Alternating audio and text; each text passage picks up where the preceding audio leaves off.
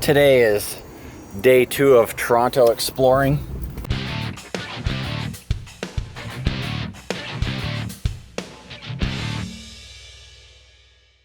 And we're not doing a whole lot of exploring in Toronto. Yesterday we walked a lot. We walked like 8 miles yesterday. 8.5. Easy. Yeah. Just like and my legs weren't really good this morning, but today we're just going to go out and drive around, see what trouble we can get into. But Lori and I have been to Toronto a lot of times, so we've seen stuff these guys haven't. So we're going to go just roll around and see. And I get freaked out. It's hot here in Toronto in the end of September. It's crazy. Doesn't make sense. Yeah, it's awesome. What's the temperature right now? Let's see. Temperature right now is 82 degrees. That's crazy in Toronto, Canada, in September. Yeah. Amazing. I'm sweating. You know, we like weird stuff and we can sniff this stuff out. We use Atlas Obscura for a lot of stuff. And this is one of those things. This is the smallest house in Toronto and probably the smallest house for a long, long way. This is really kind of the start of the tiny house movement. It was built in the early 1900s by a guy who lived in it for 20 some odd years before finally vacating it. It's really cool. So how about this? Could you live in there? No, but I would still love to see that one. On the inside? Yeah, on the inside. See how they live in. I think I live in a small place. Look at that. It's kind of the normal depth though, right? It seems to go back quite a ways. I don't know. It does. Here, look, this house here is for sale. It doesn't look like there's anybody living in it. So this one here, you can see that it goes back quite a ways. So it's tiny in width, but it's like almost like a mobile home. So it's kind of cool. And continuing with the little bit of a weird theme, we're off to see another thing, and this is going to be the Wizard, the Wonderful Wizard of Oz. Because of the wonderful things he does. Do. What the hell was that?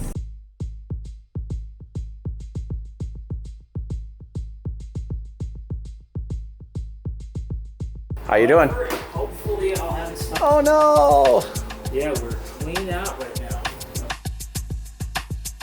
All right, in typical motorhome experiment fashion, we showed up on a day where they're just out. This is a book dispenser that dispenses random books. You just put in your money and you get a random selection. You don't know what you're getting. We thought it was kind of cool. So it's $2. You put in your $2 and then it dispenses a book surprise. No two are alike. Collect all 112 million titles. That's cool. Lorena, what is up with us and closed things? I thought we broke that curse. He said he will have it ready for tomorrow. And what's gonna happen? We're doing tomorrow. We're not gonna be here. Cool store though. Nice seeing a place that's still selling books that you can actually touch and pick up and it's used books, so. yeah. So we wound up at the Monkey Paw used bookstore to try to look at that Bibliomat, the random book dispenser, and that didn't happen. So well, we got to see it. We got to see it. It just not use it. Yes, that is correct. But I did wind up with a new book for myself. Give me something to read at night before going to sleep. Buckminster Fuller is actually a guy who designed the dome for the 1967 World's Fair in Montreal, the dome that we saw in one of the videos. And he also is kind of the inspiration behind the dome. And he may have even been the original designer, I'm not sure, I'll have to check that out, of the dome at Epcot. But I know it's at least an inspiration for that dome because he's the one that originally created that sort of design. So, looking forward to this. It's probably only gonna take me 3-4 years to finish this, but I'm gonna read it. Yeah, we will. It says speed control zone. All right, Kevin just told me to take a left.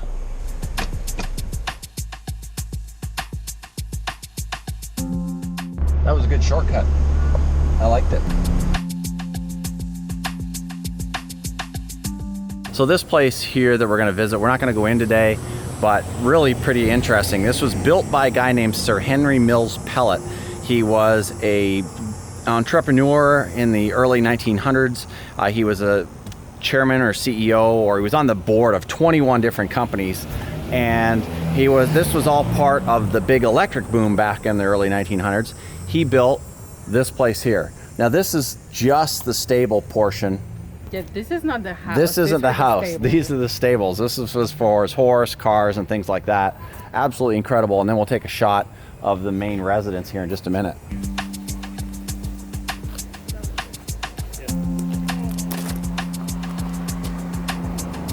That's the stables. That is crazy. Yeah, the sign here even says Casa Loma Stables.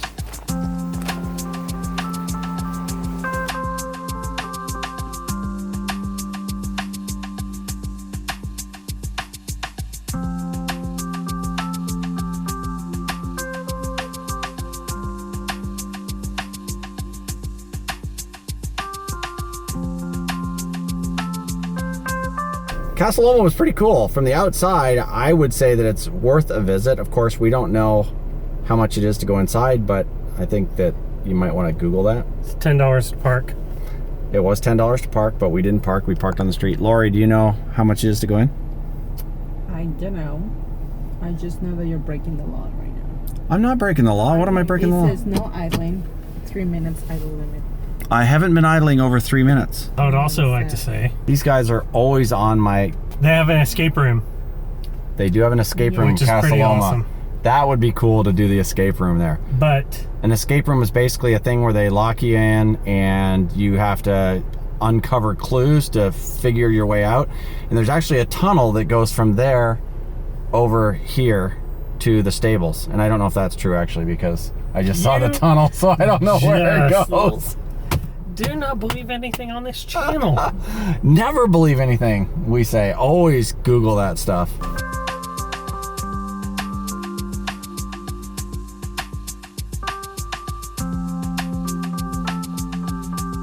Okay, we're parked in a back alley street right now next to a ballet studio. The chances of our car being here when we get back, slim to maybe. I think there's big chance.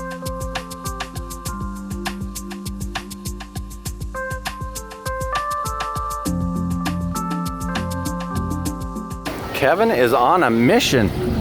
I know. It's fun. Man.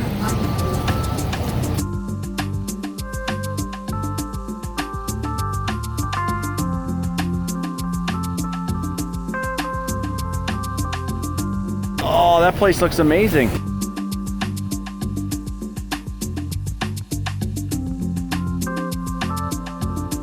And that's where we're eating.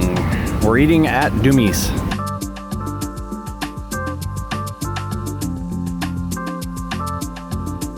Where is Kevin going?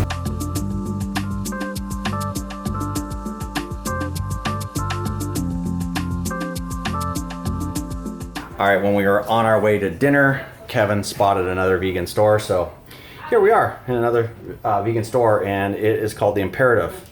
And absolutely amazing. This is the whole downstairs is the men's section. Check out all the shoes. So a lot of people think that, including myself, when you talk about veganism, you think there's just going to be no options for me. And this shows that there's all kinds of really cool, stylish options. And I wound up buying one of these down here. I'll show these guys to you later on. But some really, really cool stuff, some good-looking stuff, and they don't contain animal products, so kind of cool. And just a really neat store, belts and everything else. Kevin got some sexy new socks.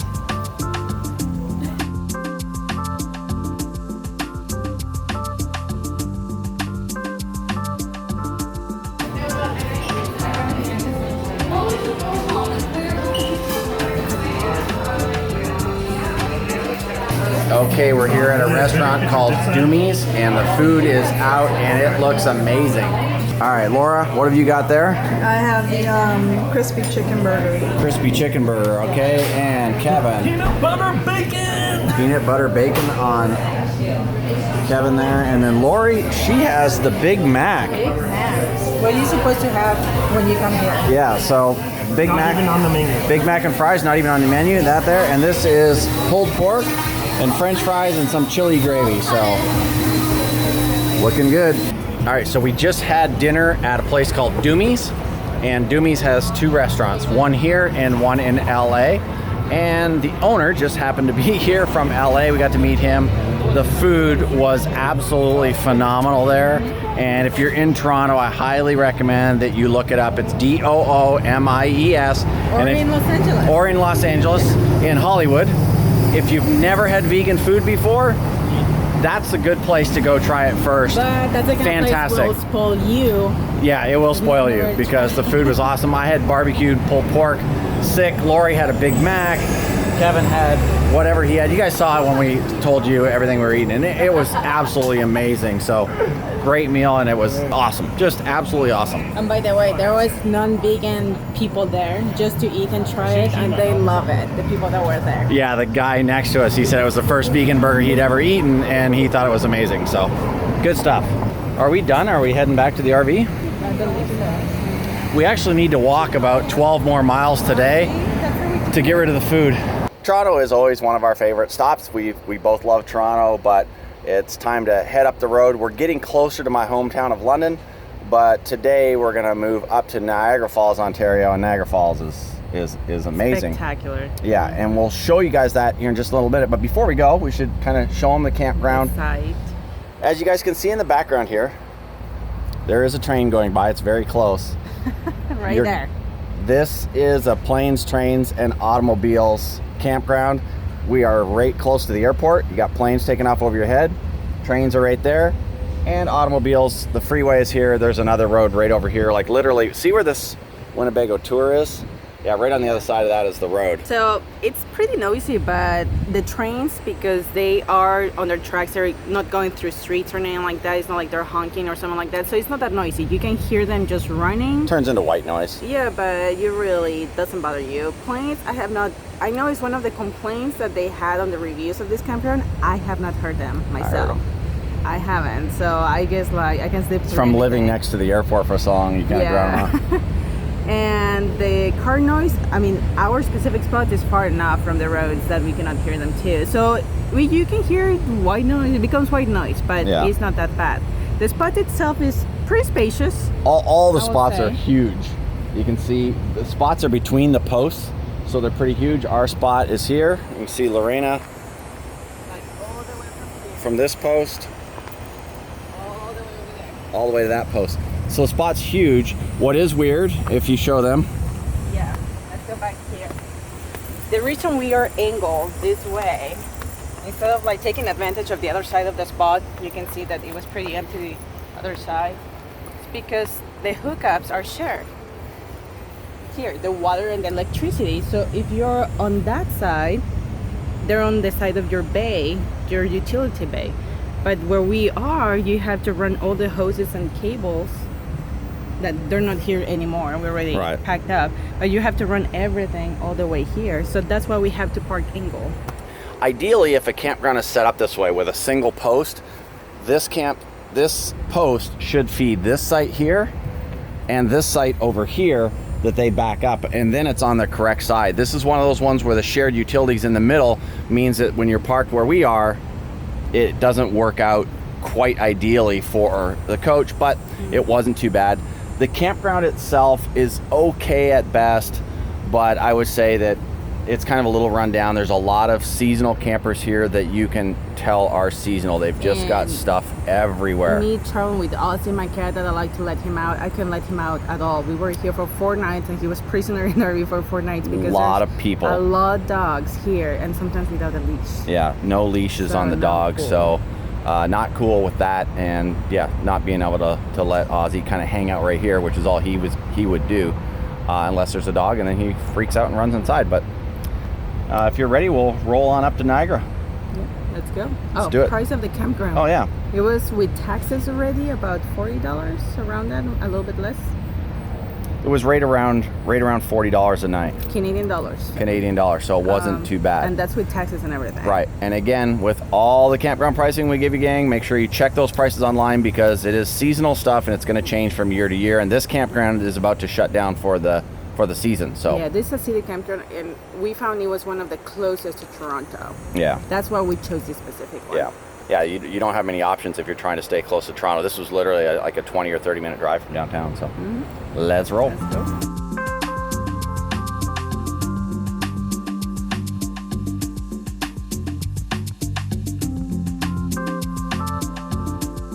In all fairness to the campground, there is another section that is full hookups that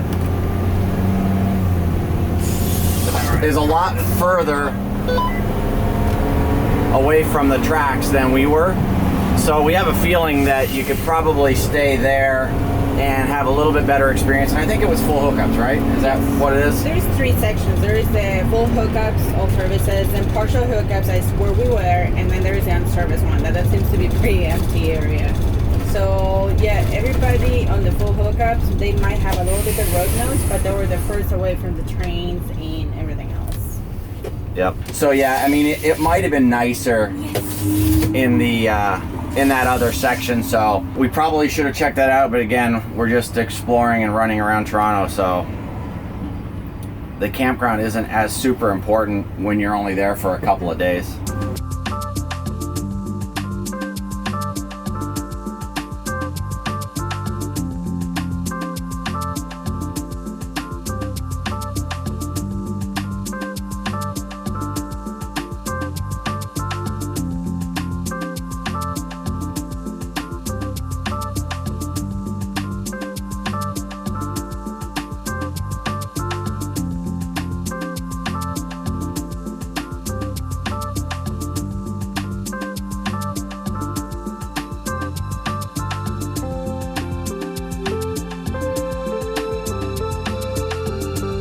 Have you seen the falls at night before, or have you only seen it in the daytime? I don't remember. Only the daytime. Only the daytime? Okay, cool. So this will be new for you too.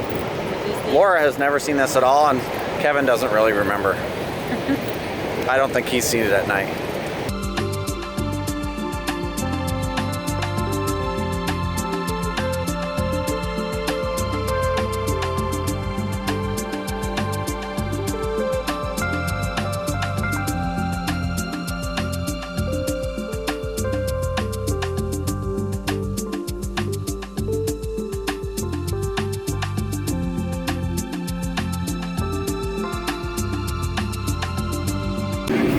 Greatest collection of world records. Ghost in every corner. A skeleton in every closet.